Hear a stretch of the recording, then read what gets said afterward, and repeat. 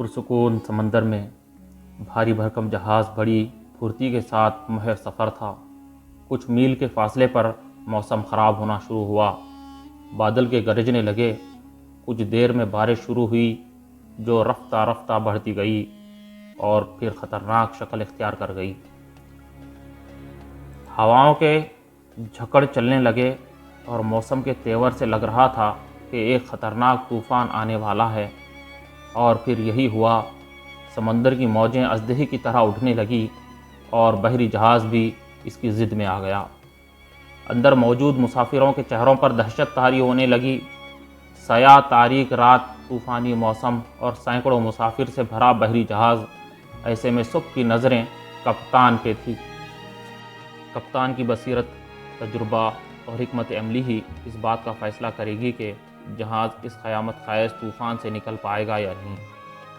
وہ اگر تجربہ کار، اعصاب پر قابو پانے والا، دوسروں کا احسان کرنے والا اور اس مشکل ترین گھڑی میں بہترین فیصلہ کرنے والا ہوا تو یقیناً جہاز اس بحران سے نکل آئے گا۔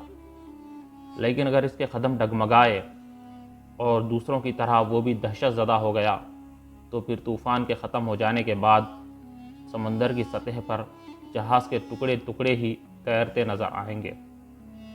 لیڈرشپ ایک مکمل تھیوری ہے۔ زمانے قدیم میں بادشاہوں اور راجاؤں کی اولاد کو ان کے اطالیب بچپن ہی سے بادشاہ بننے کے لیے تیار کرتے تھے۔ انہیں تلوار بازی اور نیزہ بازی کی تربیت دیتے، مختلف علوم و فنون، زبانیں اور اس زمانے کی رائج مہارتیں انہیں سکھاتے، اور ساتھ ہی ساتھ اعلیٰ اقدار و اخلاق بھی ان میں پیدا کرتے۔ تب جا کر وہ اس قابل ہوتے کہ انہیں ولی عہد نامزد کیا جاتا اور پھر وہ بادشاہ بن جاتے۔ جدید دور میں لیڈرشپ کے موضوع پر جان میکسویل نے گراں قدر کام کیا ہے۔ اس سلسلے میں ان کی ایک اہم کتاب ہے جس میں وہ مندرجہ ذیل نکات بیان کرتے ہیں۔ کتاب کا نام لیڈرشپ ہے، جس کے نکات حسب ذیل ہیں۔ پہلا نقطہ، خود کو منتقل کرنا۔ زندگی میں ترقی پانے کے بعد انسان کو گروتھ اپنے اندر جبکہ ڈیولپمنٹ اپنی ذات کے باہر کرنی چاہیے۔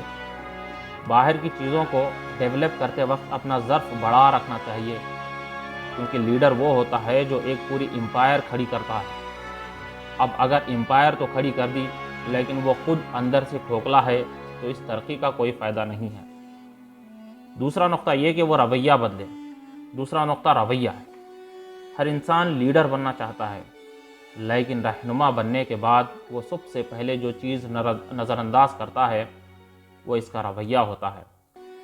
قائد یا لیڈر کا اپنے ماتحت افراد اور ٹیم کے ارکان کے ساتھ رویہ ہی اس کی کمپنی یا ادارے کی ترقی کی ضمانت سمجھا جاتا ہے۔ اس کو ہم ابلاغی مہارتوں، کمیونیکیشن اسکل سے بھی تعبیر کر سکتے ہیں۔ یعنی اگر کسی لیڈر میں ابلاغی مہارتوں کی کمی ہے تو اس کی لیڈرشپ متاثر کن نہیں ہوگی۔ تیسرا نقطہ یہ کہ ادارے کی ترقی میں فرد کی بہت اہمیت ہوتی ہے۔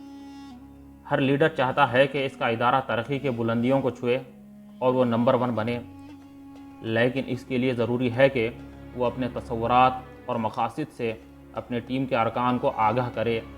اپنی ٹیم کے ہر ایک رکن کو اعتماد میں لینا اور اس کو انفرادی اہمیت دینا بڑا ضروری ہے۔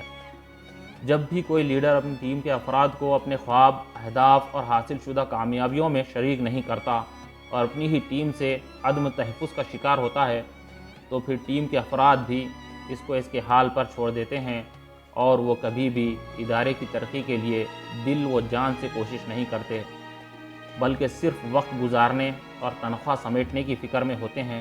اپنی ٹیم کو فیملی ٹیم بنانا اور ادارے کی کامیابیوں سے آگاہ رکھنا، نیز جو مقاصد حاصل کرنے ہیں ان کے مطابق انہیں تیار کرنا، یہ عوامل بڑے شاندار نتائج دے سکتے ہیں۔ یہی ایک ٹیم کی خوبصورتی ہے اور اسی کے بیش بہار نتائج نکلتے ہیں۔ چوتھا نقطہ یہ ہے کہ کھلے ذہن کے لوگوں کے ساتھ تعلق ہو۔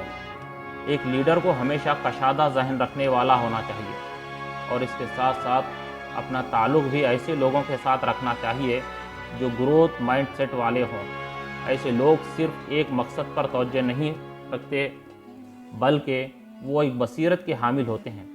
اور ان کی نظریں ہمیشہ دور پر ہوتی ہے۔ یہ ہر چیز میں امکانات کو دیکھتے ہیں، یہ اس بات پر یقین رکھتے ہیں کہ ان کا آج گزشتہ کل سے بہتر ہو۔ یہ ہمیشہ خود کو بہتر کے حامل، فکس مائنڈ سیٹ بہتر کرتے رہتے ہیں۔ اس کے برعکس اگر منجمد سوچ کے لوگوں کے ساتھ تعلق رکھا جائے تو وہ آپ کو بھی منجمد سوچ میں مبتلا کر دیں گے۔ ایسے لوگ آپ کی ترقی میں رکاوٹ بنیں گے اور آپ زندگی میں کچھ بڑا حاصل کرنے سے محروم رہ جائیں گے۔ پانچواں نقطہ یہ کہ ہر قسم کے افراد سے ملنا۔ ایک بہترین لیڈر وہی ہوتا ہے جو اپنا دروازہ ہر قسم کے لوگوں کے لیے ہمیشہ کھلا رکھتا ہے۔ وہ صرف ایک طبقے فکر کے لوگوں سے نہیں ملتا بلکہ ہر مذہب، قومیت اور ملک کے لوگوں کے ساتھ بیٹھتا ہے۔ وہ سیاستداں، کھلاڑی، فنکار، مذہبی رہنما، مزدور اور بڑی بڑی کاروباری شخصیات میں ہر ایک کے ساتھ ملتا ہے اور ان سے گھل مل جاتا ہے۔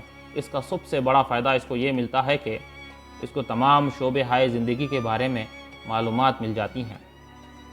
دوسرا فائدہ یہ ہوتا ہے کہ جب اس کو زندگی میں کسی مشکل کا سامنا کرنا پڑے گا تو وہ بڑی آسانی کے ساتھ اپنے مسائل کا حل ڈھونڈ لیتا ہے۔ کوئی بھی لیڈر جب صرف اپنی ذات تک محدود رہتا ہے تو اس کی قابلیت کبھی بھی پروان نہیں چڑھتی۔ مختلف رنگ و نسل اور مذہب کے لوگوں کے ساتھ ملنے اور ان کے ساتھ سفر کرنے سے انسان میں لیڈرشپ کی قابلیت مضبوط ہو جاتی ہے اور ہر طرح کے لوگوں کو ڈیل کرنا اس کے لیے آسان ہو جاتا ہے۔ چھٹا نقطہ یہ کہ دوسروں کے لیے سیڑھی بننا۔ کوئی بھی انسان ترقی کی سیڑھیوں پر چڑھنے کے بعد ہی کامیاب بنتا ہے۔ سیڑھی چڑھنا تو آسان ہے لیکن پھر دوسروں کے لیے سیڑھی بننا بھی بہت ضروری ہے، کیونکہ اگر کوئی انسان دوسروں کی ترقی میں معاون نہیں بنتا اور دوسروں کا ہاتھ نہیں تھامتا تو وہ ایک بہترین لیڈر نہیں بن سکتا۔ ساتواں نقطہ یہ کہ لیڈرشپ ایک اتھارٹی ہے۔ ہر ایک لیڈر کے پاس ایک اختیار، طاقت اور اتھارٹی ہوتی ہے۔ یہ طاقت اس کے عہد سے شروع ہو جاتی ہے، لیکن جس قدر جلد وہ اس کو اپنی اخلاقی طاقت بنا لے تو وہ ایک بہترین لیڈر بنتا ہے۔ ایک لیڈر کے اخلاقیات اتنے اعلیٰ ضرور ہونی چاہیے کہ ٹیم ممبرز اس پر اعتماد کریں اور انہیں یقین ہو جائے کہ یہ شخص واقعی لیڈرشپ کا اہل ہے۔ آٹھواں نقطہ یہ کہ ٹیم میں تنوع ہو۔ ایک کامیاب لیڈر وہ ہوتا ہے جو اپنی ٹیم میں مختلف قسم کے ارکان کو لیتا ہے۔ صرف نوجوان یا صرف جوشیلے لوگوں کی ٹیم بنانا کمال نہیں ہے، بلکہ اپنی ٹیم میں مختلف مزاج، عمر اور پس منظر کے لوگوں کو شامل کرنا کمال ہے، کیونکہ اس سے لیڈر کو ہر قسم کے لوگوں سے ملنے اور ان کے پس منظر سے واقفیت ہو جاتی ہے اور اس میں اتنی قابلیت پیدا ہو جاتی ہے کہ وہ ہر طرح کے لوگوں کو لیڈ کر سکے۔